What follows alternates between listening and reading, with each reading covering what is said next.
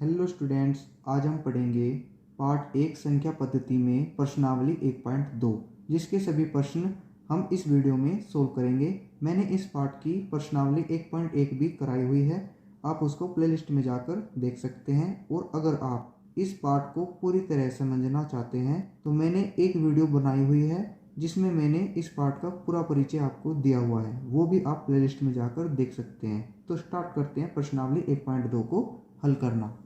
तो इसमें पहला क्वेश्चन है, नीचे दिए गए कथन सत्य हैं या असत्य हैं, कारण के साथ अपने उत्तर दीजिए। तो इसका जो पहला पार्ट है वो है, प्रत्येक अपरिमेय संख्या एक वास्तविक संख्या होती है। इसका उत्तर होगा सत्य है। इसके कारण में लिखेंगे, क्योंकि वास्तविक संख्याओं में अपरिमेय संख्याएं भी होती है। वास्तविक संख्याओं में सभी प्रकार की संख्याएं होती है, चाहे वह परिमेय संख्या हो चाहे वह अपरिमेय संख्या हो। तो उसका उत्तर का कारण हम यही लिख देंगे। अगला क्वेश्चन है, संख्या रेखा का प्रत्येक बिंदु √m के रूप में होता है, जहां m एक प्राकृत संख्या है। तो ये होगा असत्य। असत्य होने का जो इसका कारण होगा वो होगा क्योंकि ऋणात्मक संख्या किसी प्राकृतिक संख्या का वर्गमूल नहीं हो सकती। मैंने आपको बताया हुआ है, जैसे ये हमारी संख्या रेखा है, यहाँ पर बीच में 0 होता है और इधर साइड प्लस वाली संख्याएं होती हैं, जैसे 1, 2, 3 ऐसे होती है। और इधर साइड ऋणात्मक संख्या होती है, जैसे -1, -2, -3 आगे तक होती है ऐसे ही। तो जो ये वाली संख्या होती है ऋणात्मक संख्या, ऋण संख्याएं कभी भी किसी प्राकृतिक संख्या का वर्गमूल नहीं हो सकती। इधर साइड ऋण संख्याएं होती है और 0 से इस साइड धन संख्याएं होती है। ये मैंने आपको पूरी तरीके से समझाया हुआ है अपनी पिछली वीडियो में, आप वहाँ पर अच्छी तरीके से जाके समझ सकते हैं। तो इसका जो आंसर होगा वो होगा असत्य है। और कारण में लिखेंगे, क्योंकि ऋणात्मक संख्या किसी भी प्राकृतिक संख्या का या प्राकृत संख्या का वर्गमूल नहीं हो सकती। तो अगला क्वेश्चन है, प्रत्येक वास्तविक संख्या एक अपरिमेय संख्या होती है। तो ये भी असत्य होगा, क्योंकि मैंने आपको बताया हुआ है जो वास्तविक संख्याएं होती है उनके अंदर दोनों संख्याएं होती है, परिमेय संख्याएं भी होती है और अपरिमेय संख्याएं भी होती है। तो इसका उत्तर असत्य होगा। और कारण में लिखेंगे, क्योंकि वास्तविक संख्याओं में परिमेय व अपरिमेय दोनों संख्याएं होती है। तो यही स्टूडेंट इस क्वेश्चन का आंसर है। तो हमारा पहला क्वेश्चन पूरा कंप्लीट हो चुका है। चलते हैं दूसरे क्वेश्चन पे। तो स्टूडेंट्स, क्वेश्चन नंबर 2 है, क्या सभी पूर्णांकों के वर्गमूल अपरिमेय होते हैं?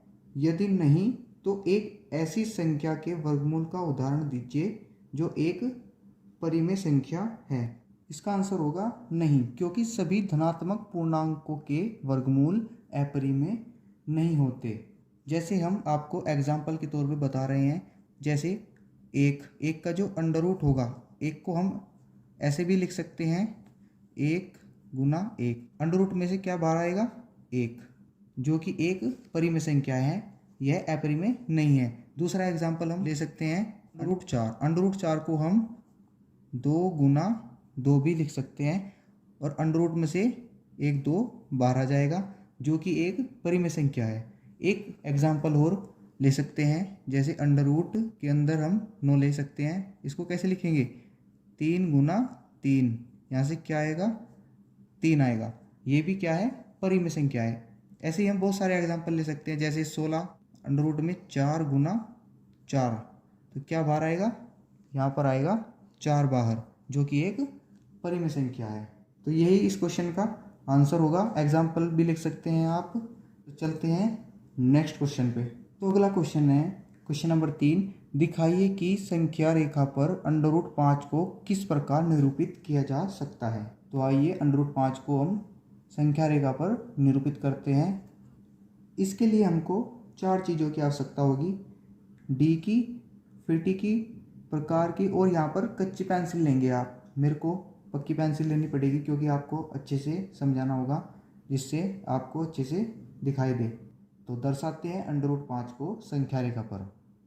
तो स्टूडेंट सबसे पहले हम एक ऐसे सीधी रेखा खींचेंगे, फिर उसके बाद हम सेंटर पे एक बिंदु मान लेंगे जिसको हम 0 बोलेंगे। ये हमारी संख्या रेखा हो गई।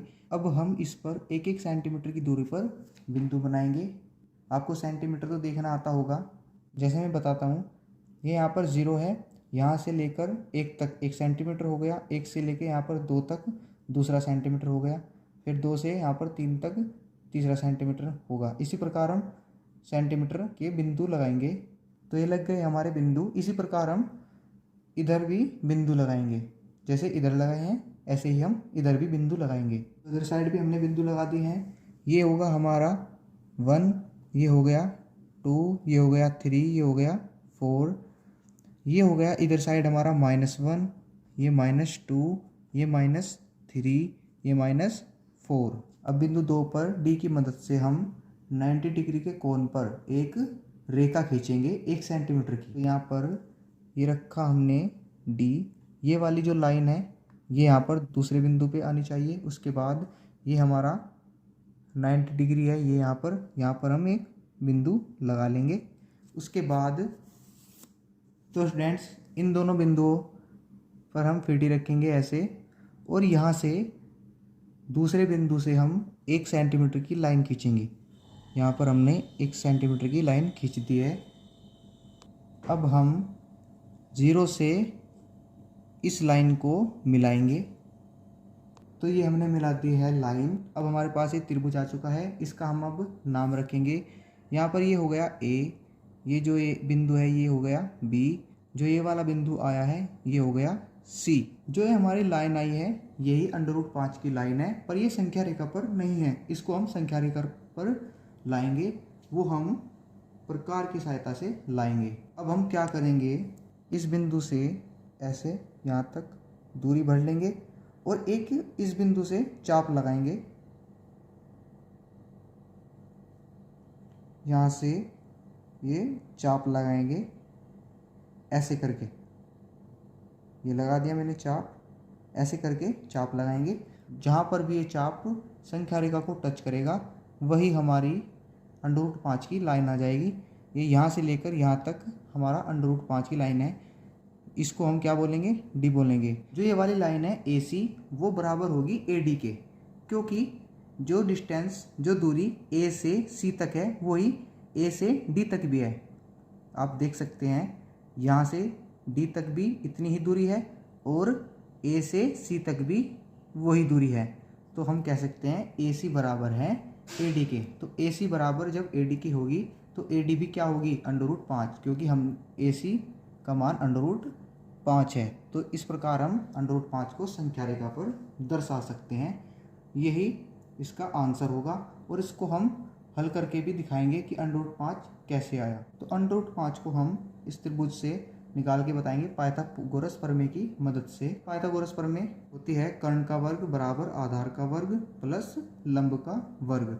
आपको त्रिभुज में पता होगा जो ये वाली बड़ी दूरी होती है उसको हम कर्ण बोलते हैं, और ये इसका आधार होगा इस त्रिभुज का, और ये इस त्रिभुज का क्या होगा, लंब होगा। तो इसमें हमको कर्ण निकालना है। तो कर्ण तो हमको निकालना है ना, और आधार का जो मान होगा, आधार का मान होगा यहाँ से लेकर यहाँ तक दूरी, यहाँ से लेकर यहाँ तक दूरी कितनी है, ये होगी 2 सेंटीमीटर, क्योंकि यहाँ से लेकर यहाँ तक 1 सेंटीमीटर, तो यहाँ से लेकर यहाँ तक कितनी है 2 सेंटीमीटर। ये कितनी है 2 सेंटीमीटर, और ये कितनी है 1 सेंटीमीटर। ऊपर की ओर कितनी है 1 सेंटीमीटर। तो यहाँ पर आधार कितना हो गया 2 सेंटीमीटर उसका वर्ग प्लस लंब कितना हो गया 1 सेंटीमीटर 1 उसका वर्ग।